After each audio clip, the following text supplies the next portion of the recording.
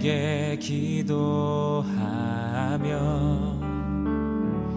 나의 얼굴을 구하여서 그 악한 길 떠나며 하늘에서 듣고 죄를 사하며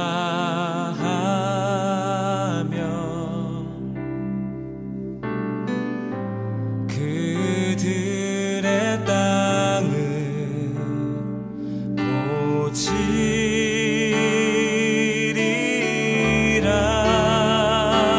아버지여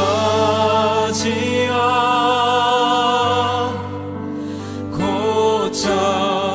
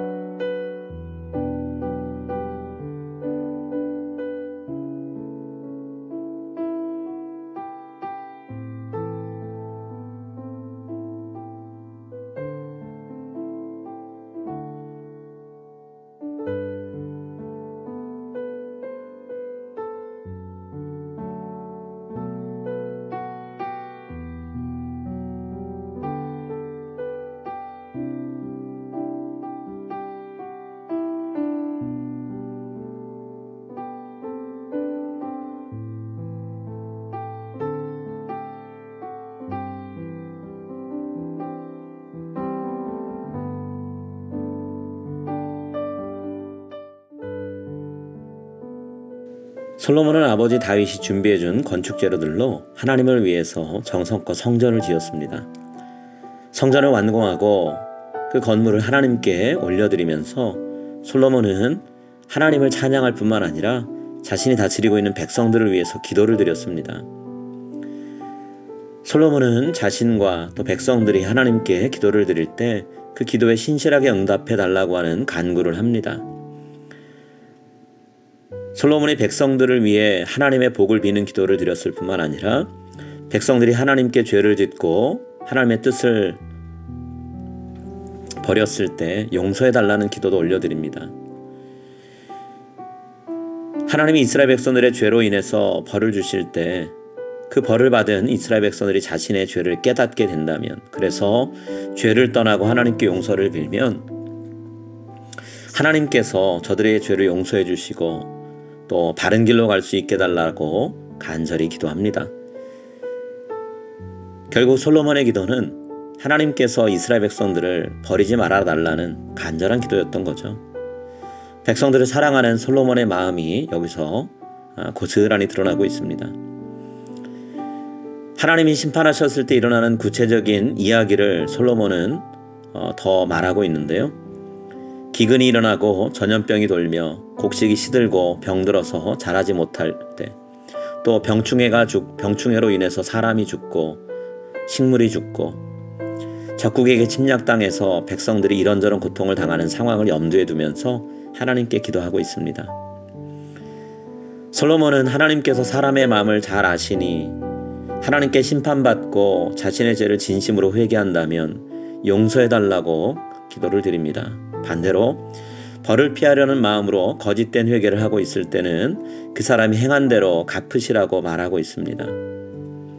사랑과 공의 하나님이신 것을 알고 솔로몬은 하나님의 성품 두 가지를 놓고 이스라엘 백성에 대한 기도를 드리고 있습니다.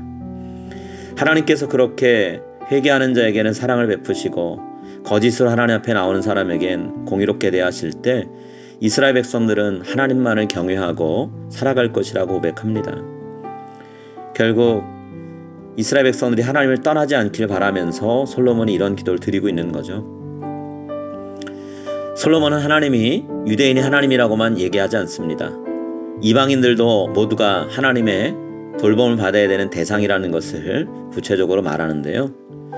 하나님께 선택을 받지 못했던 이방인들도 만약에 하나님께 나와서 기도한다면 하나님이 저들의 기도를 들어주시고 응답하셔서 하나님을 예배하는 자들로, 하나님의 이름을 인정하는 자들로 저들을 인도해달라고 간절하게 기도합니다. 이 기도를 통해 우리는 솔로몬이 세상을 향한 하나님의 마음이 어땠는지를 안 사람이었다는 것을 확인할 수 있습니다. 또 하나님의 마음이 합당한 기도를 드리는 것이 무엇인지도 그는 알고 있었고 그대로 기도했던 거죠. 오늘 우리도 하나님의 마음을 헤아리면서 솔로몬처럼 우리가 살아가는 이 세상을 품고 함께 기도하는 그런 하루를 보내게 되기를 간절히 기도합니다.